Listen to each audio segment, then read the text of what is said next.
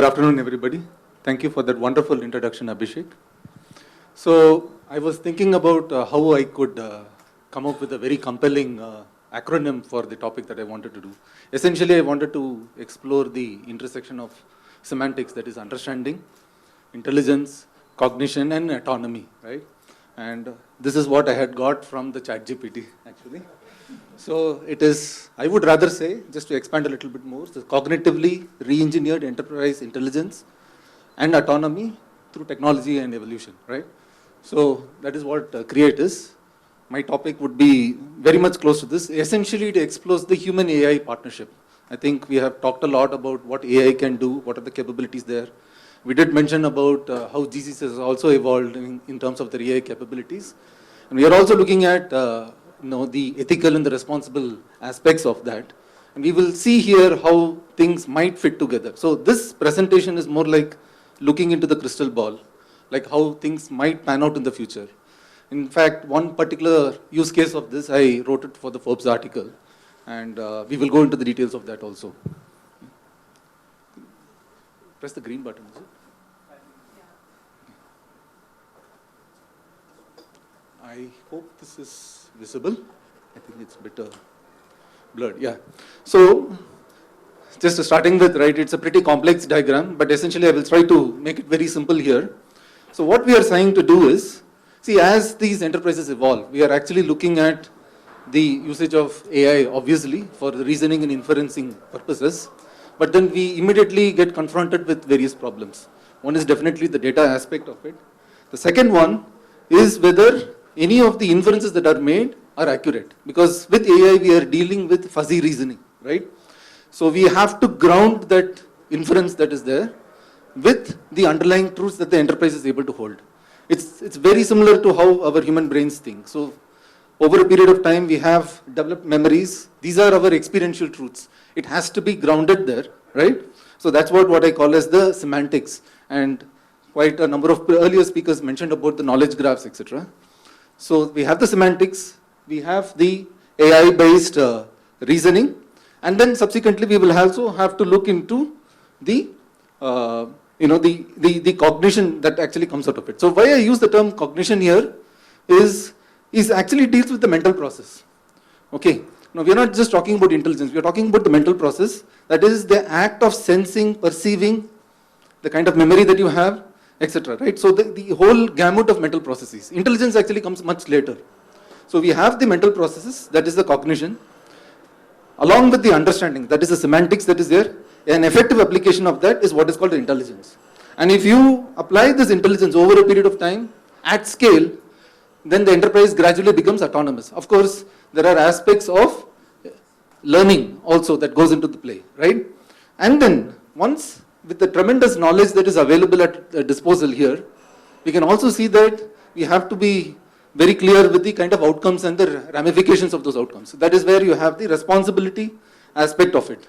So this is how these things are likely to fit together. And as you can see that there are certain roles also associated with each of these, right? So this is not just a transformation in terms of the technology that you are using at scale. You would actually see that you will have a new set of responsibilities here. Your new set of responsibilities, and some of these responsibilities even do not have a term as of today. We could even think about cognition architects as to how you architect your structure, they create the structure of the organization, manipulate the processes, etc., and how the information flows, how the inferences are made, etc. Right? And then there is other kind of transformations also that you could see. Right? And definitely you need governance teams, you need AI engineers, etc. as part of this overall ensemble. And as I have said before, these are the technologies that you're actually looking at. You're thinking about graph neural networks, where you're grounding the inferences with the semantics that you have, right? And also the usage of large language models to have this kind of a creative inference. So you need to have that kind of a creative inference, as well as the ability to ground the data, the inference that is made, in terms of the truths that the enterprise is able to recognize. And of course, the usage of graph racks would help you to have an accurate inference of the data, and it will overcome many of the limitations of the context windows that you have. And the other aspect is the agentic AI, where the autonomous aspect of this comes. So you could use agentic AI with a very clear set of roles, responsibilities, and objectives that needs to be done. And therefore, you could think about an ensemble of agents which will work together in order to produce specific results. And of course, the responsible outcomes. So you can think about this having that kind of a feedback loop. Now, this is more of a kind of an illustration as enterprises evolve. Like as I've said, it's like looking into the crystal ball, right? We don't know for sure. There could be many more roles that are actually coming into play. So what this is essentially going to do is like it is mirroring many of the processes that happens within a human being, right? So, and specifically most of the things are happening within the brain because that is the main control center. And forgive the illustrations a bit because when you're talking about the brain, you'll have to think in 4 dimensions, not just 3, right? You're actually talking about what appears in front of you as well as the depth, as well as what is inside the brain. Therefore, it may not be entirely accurate, but I will just take a liberty at that. As you can see, there are certain roles which are clearly mapped, right? So the execution function, which is the prefrontal cortex, that is maps with the enterprise architect. And then you have the memory builder, which is the hippocampus. Then the temporal lobe, which actually is the inference of the meaning. Then cerebellum, which is the pattern recognition function. Anterior coagulate, etc. I'm not a medical expert, but you can actually see what is the kind of transformation that we can get here, right? And so you have these new kinds of roles here. The organization definitely gets flattened. It has to work more closely with one another. And of course, there is the ethical aspect, as you can also see, that is more of a kind of a governance, ethics and governance lead looking at, right? And of course, you are talking about AI conversational interfaces. That is the sensory system that we have. On the left side, as part of your cognition, there are various considerations here, right? You are looking at the completeness of the outcomes, the accuracy of the outcomes, as well as the creative inferencing, which I talked about, LLMs and other things. And also there are always tension points that you'll have to consider and optimally balance the focus. As you can see, all of these things are actually sort of coming together. It becomes very much closer to how the human brain actually looks like, right? And not just the human brain, but the many other aspects of it. And this actually gives a very clear mapping in terms of how the human cognition versus the enterprise cognition. But I think this material, I will share it after the presentation. I will not necessarily go into all of these details, right? One thing is I tried to generate using AI this diagram, and you can see still some spelling mistakes are coming, right? So, as much as I tried, deliberately, I was not able to avoid these kind of spelling mistakes, but we are able to make inferences out of that, right? So, the creative interpretation plus the understanding. With ChatGPT, quite a number of queries, you can post it with spelling mistake, but still you will get reasonable outcomes. So, you have to imagine in that way.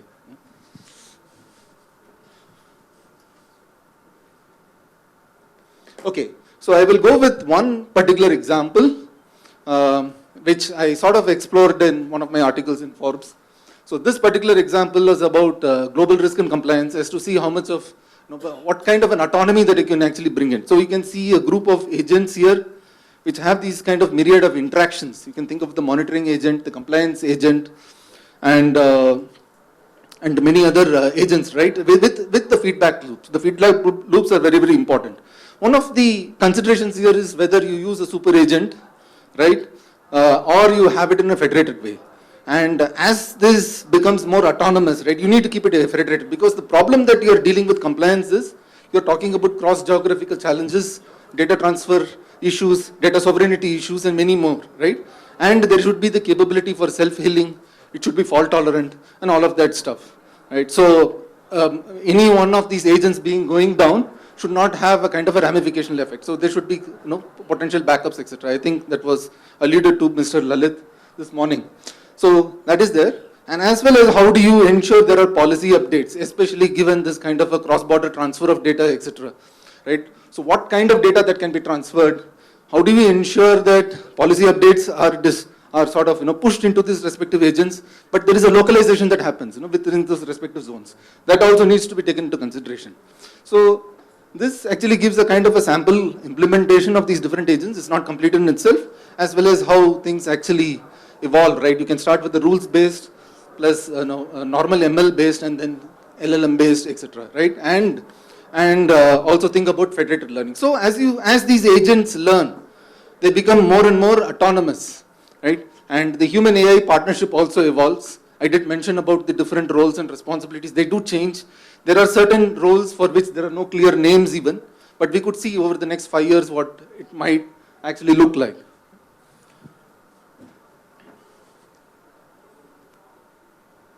Okay, so where does GCCs actually come into play here? So GCCs actually come into play because of the federated autonomy that we are trying to aim, right? So the Global Capability Center is expected to augment in terms of its capabilities to the enterprise. And we can see that this partnership between the enterprise and the GCCs are likely to evolve over time. So initially, they are more like a reactive executors, and then a structured performer, data analyst, you can see that. You can see that many of these are very similar to what a human being is doing, human-based roles, right? And then subsequently, we can go into a kind of a collaborator, an equal partner, plus a kind of a wise navigator, right? And there are two different aspects that we need to see. One is in terms of the capability that is present, and in terms of the shifting focus.